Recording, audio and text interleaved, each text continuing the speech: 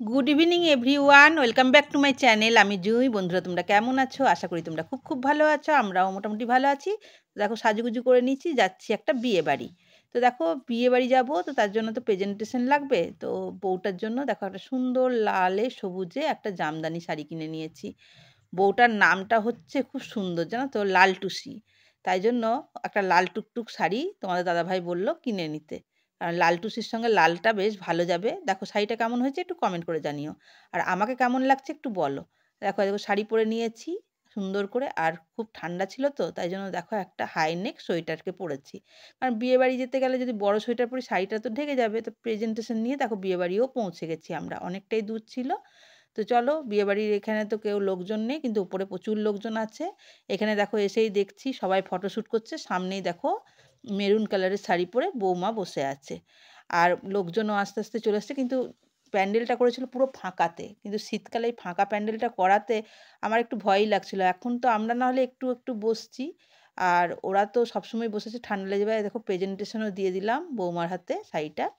তো এবারে তো চলো, নানা রকমের খাবার-দাবার আছে, সেগুলো খাবো, একটু আনন্দ মজা করব, লোকজনের সঙ্গে একটু কথা বলবো, ছেলেকেও একটু ফটো তুলে দিলাম। আস্তে আস্তে দেখো ভিড় বাড়তে লেগেছে। শীতকালের রাত তো, তাই জন্য ভিড় বাড়ছে। আর এদিকে ফটোশ্যুটও চলছে, পাশে হচ্ছে জামাই আর এই দেখো বউ, দুজনেই বসে আছে, ম্যাচিং করে জামা পরেছে।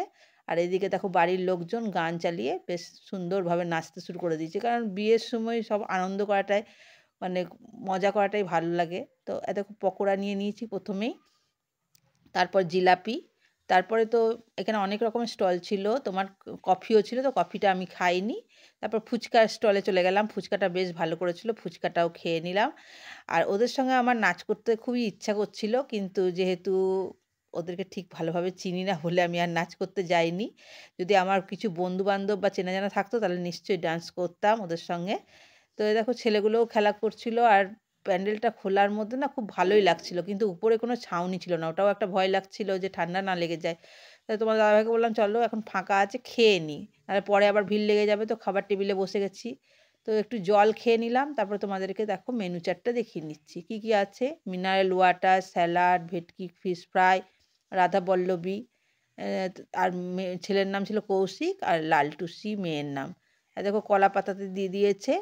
তা chana masala, mixed veg, fried rice, chilli chicken, veg moong dal, তোমরা পড়ে নাও কালাকাঁদ। ভালো ভালোই খাবার ছিল বন্ধুরা। তারপর খাওয়া দাওয়া হয়ে গেছে, তারপরে এসে দেখছি বাচ্চারা সব নাচ গান করছে। তো বাচ্চারাই তো বেশি আনন্দ করবে, দেখতে পাচ্ছ এখন কারো ঠান্ডা লাগছে না। আর বউকে সবাই ঘিরে ধরে রেখেছে, ফটো তুলবে করে সবাই এখন নিজের নিজের ক্যামেরায় সেলফি তুলে নিচ্ছে। তো আমাদেরও দেখো হয়ে গেছে সব কিছু, আমরাও ফটো মটো তুলে নিয়েছি। এবার বাড়ির পথে রওনা দিচ্ছি। এবার দেখো চলে যাচ্ছি আমরা, আস্তে আস্তে সিঁড়ি দিয়ে নেমে যাচ্ছি বন্ধুরা। তো চলো, দেখো সব মানে অনেকটাই বেজে গেছিলো, প্রায় 10:30 মতন বেজে গেছিলো, ফাঁকা হয়ে গেছে। আমরা বেরিয়ে যাচ্ছি বন্ধুরা, দেখো একদম রাস্তা সুমসাম হয়ে গেছে, বিয়েবাড়ি থেকে বেরিয়ে যাচ্ছি। তো খুবই একটা ছোট্ট ব্লগ দিলাম, বিয়েবাড়ি ব্লগ। ব্লগটা কেমন লাগলো একটু কমেন্ট করে জানিও, লাইক শেয়ার কমেন্ট করে পাশে থেকো। আজকের মতন টাটা, বাই।